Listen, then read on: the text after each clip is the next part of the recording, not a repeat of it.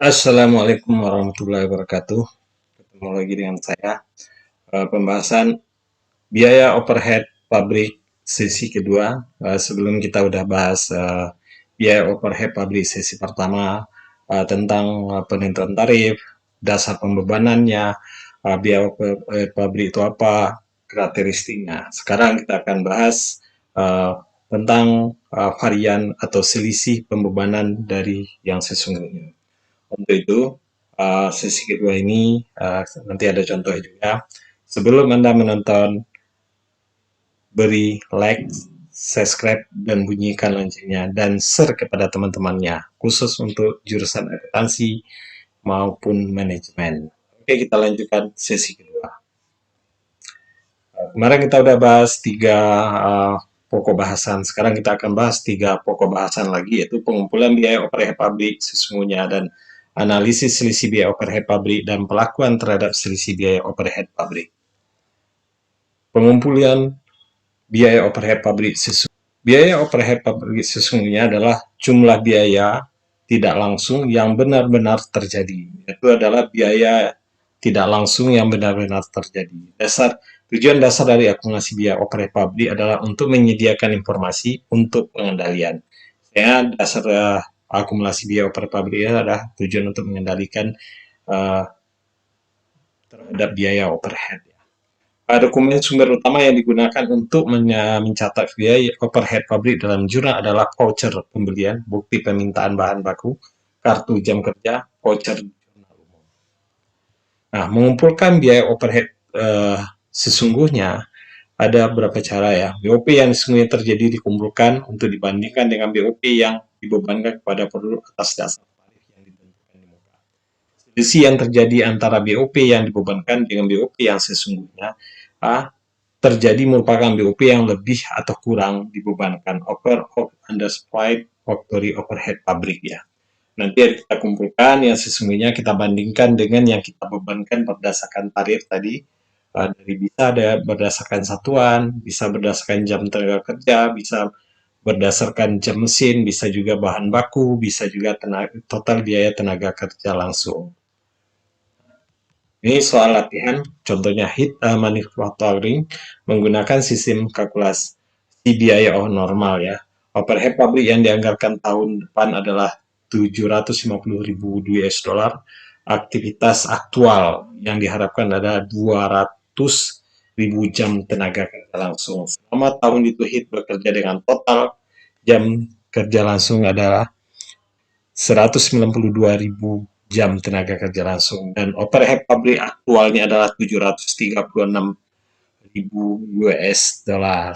Nah, ini minta hitunglah tarif overhead pabrik awal, hitunglah overhead pabrik yang dibebankan, dan hitunglah selisih biaya overhead pabrik. Oke, kita selesaikan. Contohnya pertama tarif overhead awal adalah 750.000 dibagi dengan 200.000, tarif normal dapatlah tarif overhead pabrik awalnya 3,75 US dollar. Overhead yang dibebankan adalah jam kerja mesinnya adalah 192.000 jam dikali 375, dapatlah jam yang dibebankan ke harga pokok produksi adalah 720.000 US dollar. Selisihnya adalah yang kita keluarkan aktualnya tadi adalah 736.000 di 720 dikurang 736.000 dapat selisih 16.000.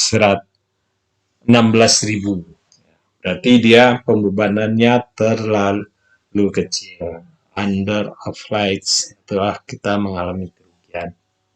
Ya, itu analisa selisih. Yang itulah selisih BOP tadi. Oke, yang 200 adalah tarif kapasitas normal yang sini tadi diharapkan, dan 192 adalah yang terjadi dalam tahun tersebut.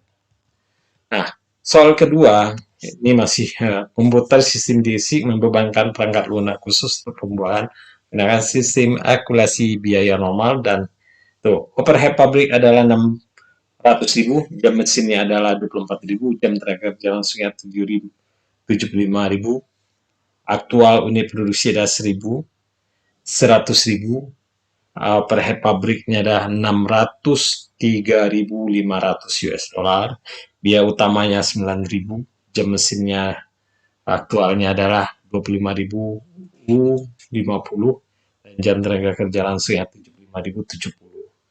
Sedangkan kita anggarkan normal 75. Berapa tarif overhead awal? Berapa overhead pabrik yang dibebankan tahun 2008? Selisih BOP berapa biaya per unit? Dikerjakan dengan menggunakan dasar pembebanan jam mesin ya, dan jam tenaga kerja langsung. Kita bahas dulu dengan jam mesin. Pembebanan jam mesin. Tarif overhead adalah 600.000 dibagi 24.000 jam. Ini adalah yang dianggarkan. Dapatlah tarif overhead awal itu adalah 25 US dollar. Overhead yang dibebankan adalah 25.050 dikali 25.000 US dollar, dapat 626.250. Selisihnya adalah 6 yang dibebankan 626.025.000 US dollar dikurang dengan 6.350 terjadi kelebihan bebanan. Berarti ada koreksi nanti menjadi keuntungan. Nah, biaya per unit, biaya utama ada 900, biaya overhead pabrik 60. Yang kenapa harus 60? Karena inilah yang dibebankan berdasarkan tarif. Jadi ini adalah sebagai analisa selisihnya. Total biaya produksi adalah 1.526.250. Biaya per unitnya adalah dibagi 100 adalah 15.026 per unit. Ini yang berdasarkan jam mesin ya, biaya per unitnya. Sedangkan jam tenaga kerja langsung. Pabriknya ada 8 US dollar, dari 600.000 dibagi 75.000. Overhead yang dibebankan adalah karena jam mesinnya yang digunakan aktual tadi adalah 75.700 dikali 8 dolar, dapatlah 656.000 US dollar. Selisih BOP, analisa BOP adalah yang dibebankan 656.000 dikurang 635.000 adalah terjadi kelebihan pembebanan 2.100 US dollar. Nah, biaya per unitnya adalah 900.000 ditambah 605.600, tapi ya total biaya produksi adalah 1.556.000 dibagi 100.000, berarti biaya per unitnya adalah 15 UR,06. Itulah sebagai contoh gambar pembebanan biaya overhead pabrik. Nah, kita menganalisa selisih biaya overhead pabrik. Selisih biaya overhead pabrik yang timbul akan dianalisis ke dalam dua macam selisih, yaitu varian pengeluaran spending varian merupakan penyimpangan yang terjadi antara biaya overhead pabrik aktual dengan anggaran fleksibel kapasitas aktualnya, kapasitas produksinya aktual ya. Nanti varian kapasitas menganggur idle capacity varian merupakan penyimpangan antara anggaran fleksibel aktivitas aktual dengan jumlah biaya overhead pabrik yang dibebankan. Selisih BOP disebabkan karena selisih anggaran. Selisih BOP dibebankan kembali ke dalam rekening persediaan produksi dan proses persediaan produksi sebagai selisih harga pokok penjualan. Jumlah tersebut apabila selisih menguntungkan, dia akan di jurnal selisih BOP, persediaan dalam proses, persediaan barang jadi, dan harga pokok. Berarti dia akan mengurangi harga pokok barang dalam proses, persediaan dalam barang jadi, dan harga pokok penjualan. Kalau dia selisih menguntungkan. Kalau selisih merugikan, dia kebalikannya, menambah harga pokok barang dalam proses, persediaan, harga pokok penjualan. Nah, selisih disebabkan karena selisih kapasitas, selisih BOP yang diperlakukan langsung ke dalam elemen biaya. Tadi dibebankan ke persediaan, sekarang dibebankan ke elemen laba rugi. Langsung kita jurnal selisihnya BOP tersebut tadi, langsung ke jurnal, mengurangi, kalau dia lebih menambah laba, kalau dia kurang menguntungkan menambah laba, dan menambah laba yang ditahan, kalau dia rugi mengurangi laba ya, mengurangi laba. Oke. Ini Contoh sesungguhnya terjadi tahun 2000, tahun 19X1 kapasitas sesungguhnya adalah 75.000 tadi ya, 10.700.000, variabelnya 5.500.000, total tetapnya 5.400.000. Nah, biaya sesungguhnya yang dikeluarkan adalah 10.700.000 ya. Ini yang sesungguhnya. Catatan kas terdiri dari biaya listrik, biaya senjata karyawan, dan kapasitas pemeliharaan. Nah, ini jurnal overhead sesungguhnya yang tadi sama. Nah, nanti selisih biaya variabel sesungguhnya, biaya overhead sesungguhnya, ini jurnal penjualan sesungguhnya, nah, full costing sama. Nah, pada akhir akuntansi dilakukan penghitungan selisih BOP yang dibebankan. Yang dibebankan ada 140 tarifnya dikali 75.000 ada 10.500.000. BOP ya sesungguhnya 10.700.000 terjadi kurang pembebanan selisih kurang. Dia akan menambah selisih kurang. Kita jurnal lagi yang dibebankan sesungguhnya. Nanti selisih sesungguh BOP. Ini selisih BOP 200 dapat dipecahkan dalam dua macam selisih anggaran budget harian, menunjukkan perbedaan antara biaya yang sesungguhnya terjadi dalam taksir dan biaya yang sesungguhnya dikeluarkan menurut anggaran. Selisih kapasitas ideal kapasitas harian merupakan perbedaan antara BOP tetap yang dianggarkan dengan BOP tetap yang dibebankan ke produksi. Ya. Nah, selisih tadi kita ambil salah satu untuk variabel. Selisih anggaran variabelnya dianggarkan ada 75, biaya tetap adalah selisih variabel selisihnya adalah laba 130.700. Kapasitas yang dianggarkan ada 5.400. Total yang dibebankan adalah 75 mesin dikali 6,5 adalah dapat selisih rugi. Berarti laba tadi yang variabel selisih tarif ya kapasitas. Akhirnya dijumlah dengan rugi ke sisi kapasitas dan sisi anggaran, maka dapatlah 200. Itu sebagai analisa ya. Yang terakhir adalah perlakuan terhadap selisih BOP. Tadi kan ada saya bilang tadi bisa diperlakukan, sudah ada jurnal juga. Perlakuan terhadap selisih BOP ada tiga ya. Jika karena kesalahan perhitungan tarif BOP atau keadaan yang tidak berhubungan dengan efisiensi operasi, selisih dibagi rata ke dalam rekening persediaan dan proses persediaan barang dan jadi dan harga penjual. Tadi jurnal sudah saya lihatkan di depan. Jika disebabkan oleh ketidakpastian pabrik atau kegiatan perusahaan di atas atau di bawah kapasitas nol, selisih kita bebankan mengurangi penambahan rekening harga pokok. Mengurangi atau menambah harga pokok yang tadi ada jurnalnya kalau dia dibebankan ke rugi laba. Ini contohnya ya, rekening sesungguh dan rekening ini pembebanannya. Ini dalam proses kalau dia dibebankan ke persediaan dan nanti dibebankan dari sesungguhnya.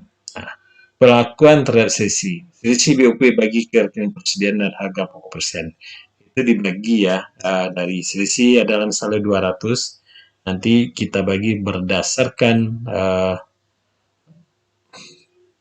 jumlah dari kapasitasnya tadi proporsional berdasarkan jumlah biaya ya, jumlah biayanya 400 dibagi 8 juta ya, 8 juta, 600 dibagi 6 juta dikali 200 yang selisihnya dapatlah saldo terakhir yang ditambahkan ke persediaan.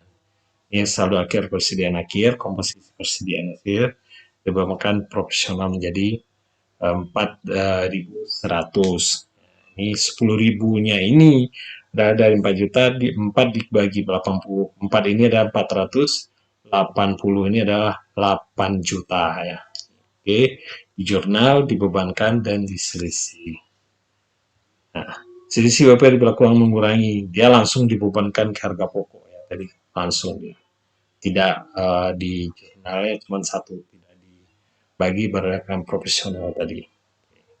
Namun demikian, perlakuan selisih sebagai pengurang atau menambah HPP seringkali digunakan oleh perusahaan tanpa memperhatikan penyebab terjadi karena manajemen tidak pernah mencoba menentukan penyebab terjadi selisih. Ya, biasanya kita memang di perusahaan ya, kita bebankan aja langsung ke harga pokok, sehingga tidak membebani persediaan. Biasanya kita tidak jarang juga melihat, tapi ada juga yang kita analisa secara detail ya, karena tapi ada sebagian perusahaan yang meneliti pada selisih sampai tingkat mana dia mengupakan dia selisih. Tapi ada juga di perusahaan sebagian tidak. Jumlah selisih relatif kecil bila dibandingkan dengan saldo rekening yang akan dibanding dengan pembagian selisih tersebut. Dan juga kalau selisihnya sedikit, itu akan membuat kita susah juga mengalokasikan secara proporsional ya kan itu. Nggak mungkin juga kita membebankan lagi ya. Kadang dalam sistem accounting itu kalau kita udah secara terkomputerisasi di input, nggak mungkin dia menambah persediaan nilai persediaan itu akan terpisah dia nantinya. Dia tidak akan nyambung ke harga pokok tersebut karena dia masuk apalagi dengan metode FIFO, kecuali metode rata-rata ya. Tuh, metode FIFO itu sangat sulit, akan timbulnya nilai koreksi itu pada akhir tahun. Saldo rekening barang dalam proses, barang jadi, dan bisa relatif kecil bila dibandingkan dengan HPP-nya. Nah, oke, pembebanan biaya overhead pabrik. Tarif overhead pabrik ini contoh ya sebenarnya ya. Ditentukan di muka adalah $5 per $15 per jam mesin yang telah dihitung sebelumnya oleh Beckwith Product menggunakan estimasi overhead pabrik dan estimasi jam mesin. Asumsikan jam mesin aktual itu adalah produk adalah 18.900 dan biaya overhead pabriknya aktualnya ada 292.000 US dollar. Overhead pabrik yang dibebankan periode ini adalah 18.900 kali 15 ada 283.500. Nah, jurnal yang umum yang diambil itu beban adalah barang dalam proses overhead pabrik yang dibebankan. Ini salah satu contoh pembebanan tadi, sedangkan aktualnya.